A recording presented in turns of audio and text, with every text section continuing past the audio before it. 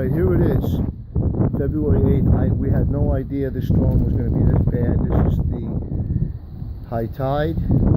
I have no idea how much damage I have in my house until I actually can get downstairs and look.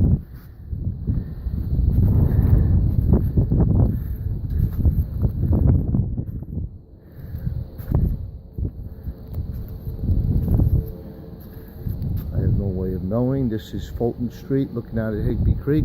I mean, this is unbelievable.